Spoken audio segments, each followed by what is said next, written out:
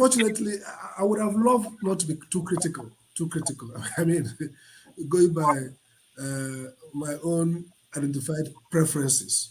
But I have to just say I'm not encouraged. I don't have faith, and I tell you why. Three things. One, the process by which these names emerge.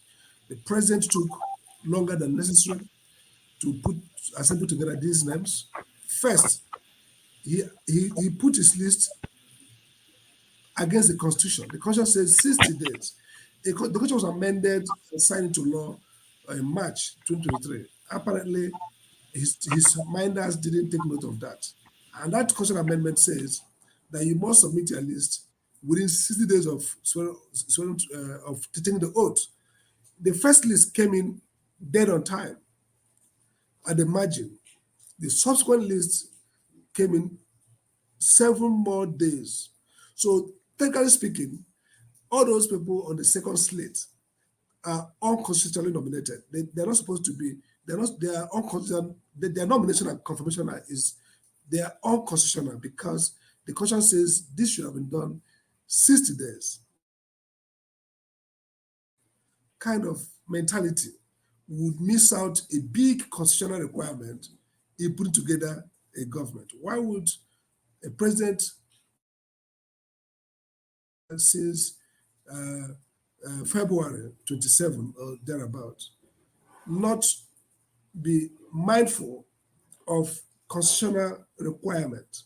So today, you are in a position where if you nullify those nominations in the court, you deprive states of having members in the cabinet, and that will contravene the constitution. So head or tail, we're already in a constitutional crisis.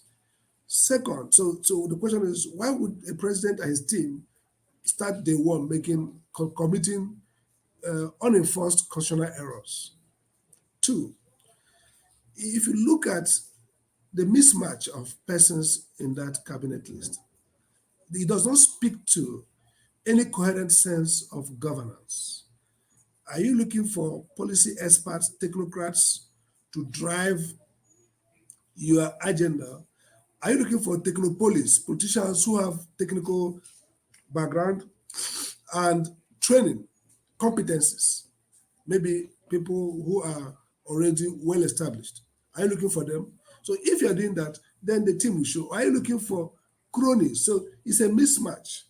And the worst outcome is that persons who have either clear or serious allegations of corruption in a government where much of the challenge is around corruption, perception, or allegation.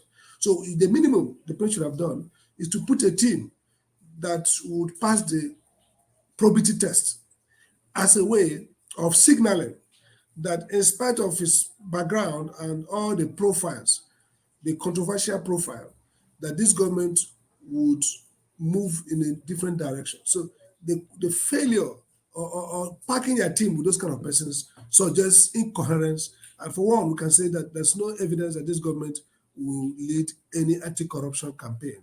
That's clear from Senate to the cabinet, dotted by persons whose credibility, at least, and honesty are in great doubt.